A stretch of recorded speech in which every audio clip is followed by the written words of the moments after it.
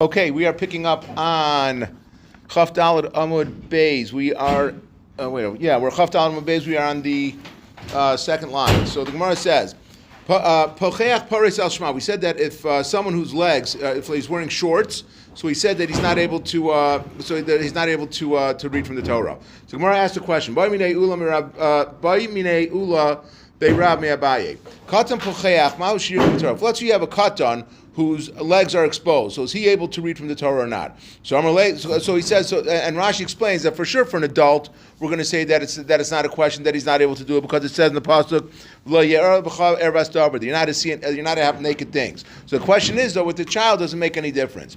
So he said, Amalei, I just ask a question if he was completely naked, which they say doesn't mean completely naked. It means like his private parts are covered, but it means like the rest of his body was unclothed. My time alone. What's the reason that you're not asking me a question if a person who's naked is he able to read from the Torah? Mishum kavod tzibur, because it's not respectful for the tzibur to have someone who's very exposed to be reading to them. So the same thing, hachanami mishum kavod tzibur. So too here now, when you have a kid who's got his body exposed, so that even if it's just shorts, so it's not going to be respectful for the tzibur to do that.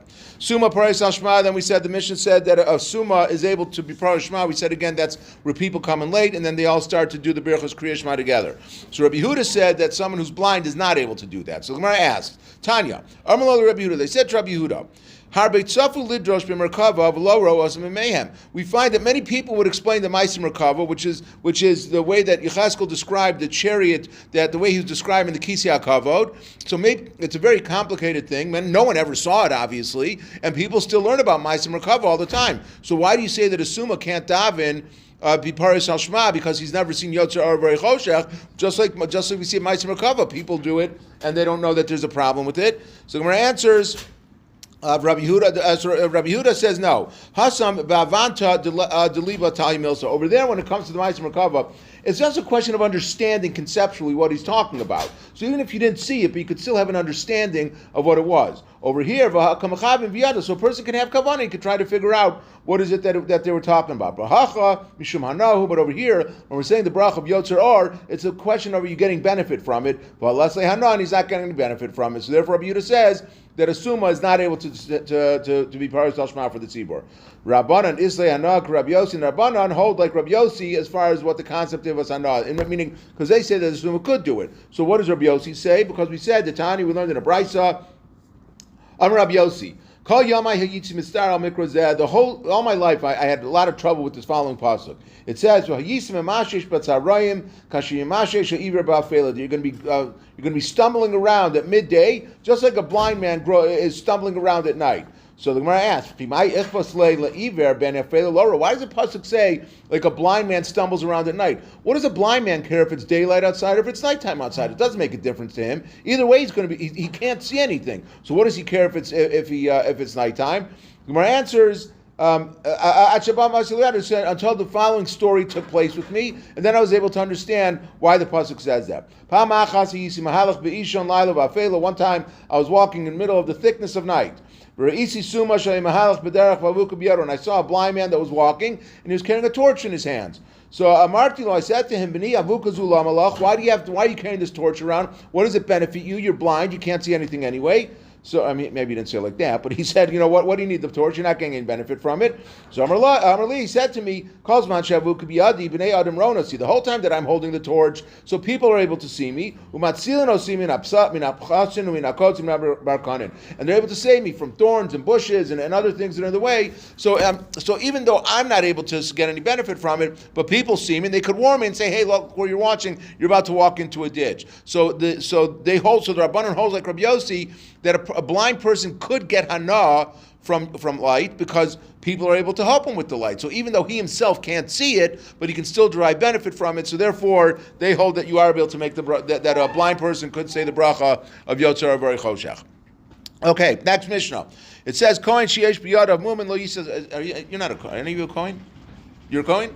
Okay, so this is your Mishnah. I mean, not your Mishnah. I mean, this Mishnah is about Kohanim. I don't mean it's about you with blemishes. So, okay. Kohen sheyesh b'yadav mumin lo yisas kappa. If a Kohen has blemishes on his hands, he's not able to dochen. Rabbi Yehuda Omer, afni shehayadav tzvuos satis Lo says kappa. Also, someone who has his hands are stained with paint, he's also not able to dochen.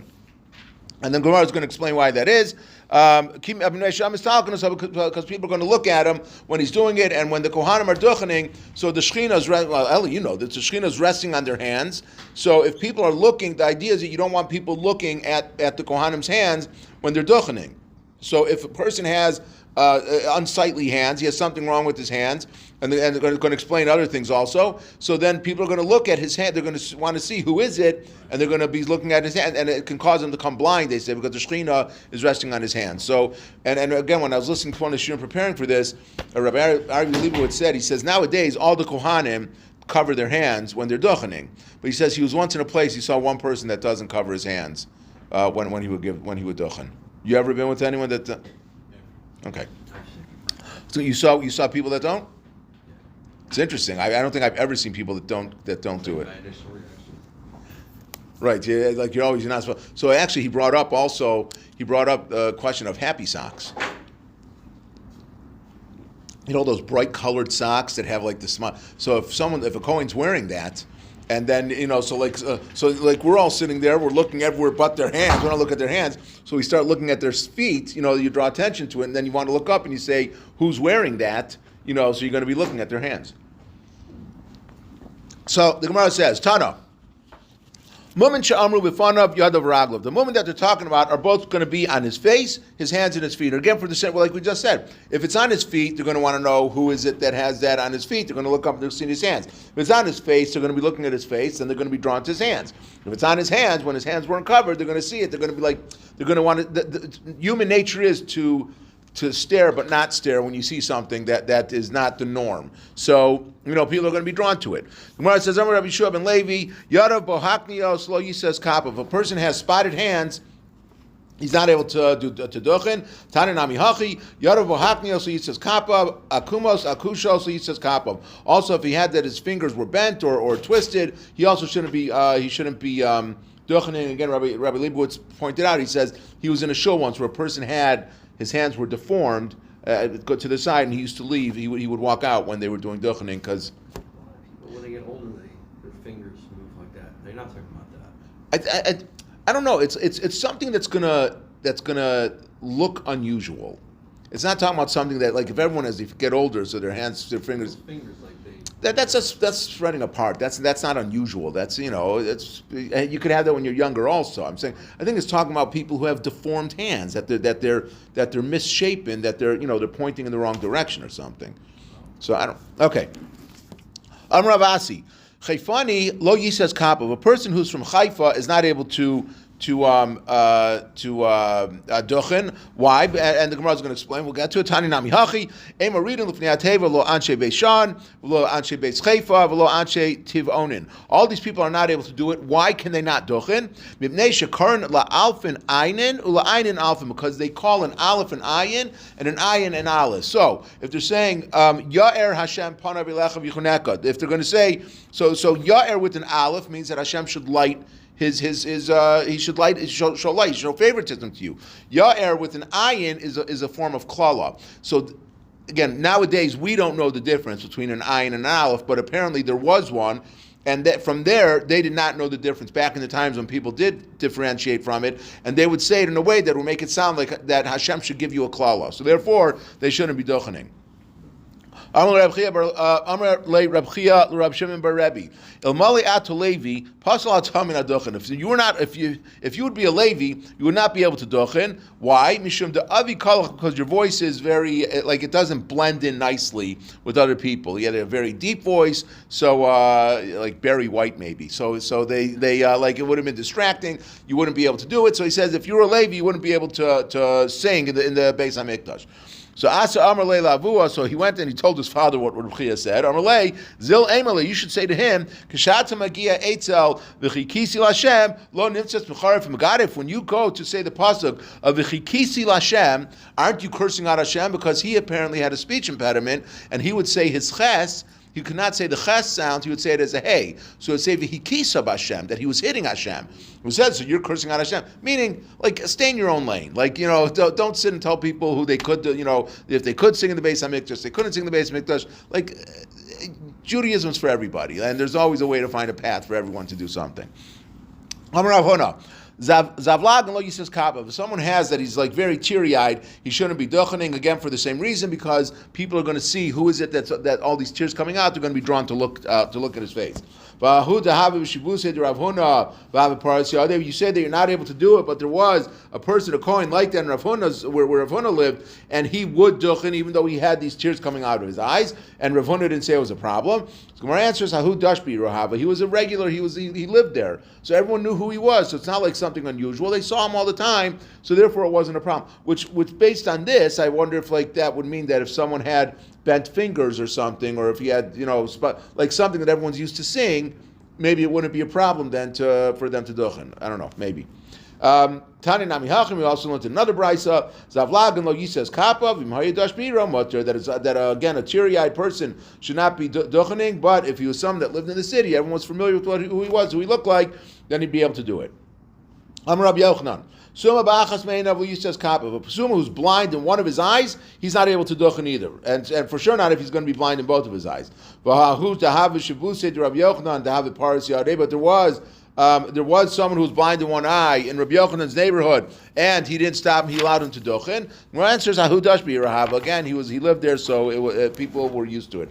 Again, because if someone's blind in one eye, I don't think it means just that he can't see. I think when sometimes you see if a person is blind in their eye, like it has like a milky a covering, or sometimes there's like the eye, whatever it is, there could be it's deformed, so people are going to be drawn to it. Tananami hachi suma b'achas mein of lisas kappa v'imhaydash b'im ramutter. That again he can't do it, but if he's a regular in the city, he could do it. Rabbi Yehuda Omer misha yadav tzvuos so yisas kappa. Someone had it that his hands were stained with paint, or if he was working with something that would get them very stained, like then he shouldn't be duchening. Tana in rov anshir melachtam v'kach mutter. But if most of the people who live in the city are people that work with these dyes, so they're all used to seeing dyes on each other's hands, so it's not a big deal for them. He is able to duchen. Okay, next Mishnah. If let's say someone says, I'm not going to go before the Aron, I'm not going to daven as a shliach tzibor if I'm wearing colored clothes. So he's not able to go even when he's wearing white clothes either. And the Gemara will explain. The sandal, if he says I'm not going to go down while I'm wearing sandals, so he also can't go down even if he's barefoot. He's not able to daven for the Amud either. If let's say someone makes his tefillin, if he makes the tefillin shorosh, if he makes it round instead of squared, sakana ve'ein mitzvah, he's placing himself, it's sakana, and he's gonna and there's no mitzvah. He's not doing anything because he's wearing round tefillin, and the Gemara is going to explain what the danger is. Let's say that the person, instead of putting the tefillin up here, at the top of his head, he put it like between his eyes, or he put the tefillin shel yad, instead of putting it by his bicep, he put them around his hand. He put the bias of the tefillin, he put it around his hand. So harized derech minus, that's apikarsis. And because the minim would translate, would say. So they translated to me, means that you should put it in your hand, and they translated to mean that it should be literally between your eyes. So if you're doing that, it's doing like the minim would do. Let's say you would cover it with a tefillin with gold. Or if let's say you would put it on top of your clothes instead of against your bare arm. That's the way that people who think outside, meaning it's not the way that they're supposed to be doing it, they're coming up with their own halacha. So the Gemara says, my timer. What's the reason that if someone says that I'm not going to daven for the Amud, if I'm wearing colored clothes, we don't let him daven even if he's wearing white clothing? So chashin on shema minas nizr kabah, because we're afraid that he's really a min. And the min, Rashi said, these people when they would not wear colored clothing when they were serving the avodah zarah. So if he's saying I'm not going to wear colored clothing when I'm going up to daven for the Amud, we're afraid that he's really doing it because for avodah zarah reasons. Someone makes his tefillin, again talking about the tefillin shel rosh round, so it's danger and he's not getting a mitzvah. So Gemara says, Lema Tanina lahaditan rabbanon. Tefillin. I'm sorry. Actually, you know what? Rashi does. The Gemara doesn't say it. Rashi says that the reason why that a person, if you wear rounded tefillin, apparently, if someone was wearing rounded tefillin and they would walk into like a doorway, because again they wore their tefillin all the time. So if he's walking around, he walk into a doorway. Apparently, they were afraid that the rounded tefillin would pierce his skull. Now, I don't know why that's more than the tefillin that we wear. I don't know why that would make a difference, but apparently that's what it was. So we say that this should be similar to what we learned. Tefillin and rubos, halach Moshe Sinai. The fact that tefillin have to be square is halach Moshe Sinai. That both in the way that they're stitched, that it can't be too tight that you're going to be tearing the tefillin, and also in the fact that they have to be on squares, they have to be very diagonal. That's halach Moshe Sinai. So that's our Mishnah holds like that. The same thing, because the Mishnah said if you're wearing tefillin that are rounded, it's not going to be good. Amar Papa Masisin Davida Be. That's not a raya. Masisin Davida Be Amzuga. That it could be that the Mishnah is talking about the tefillin that were made like a nut or an egg. So that wasn't not talking about the round. So it was talking about that would be a danger and you wouldn't be able to do it. But if you're wearing the other ones, then maybe you would be able to do it. We will stop here.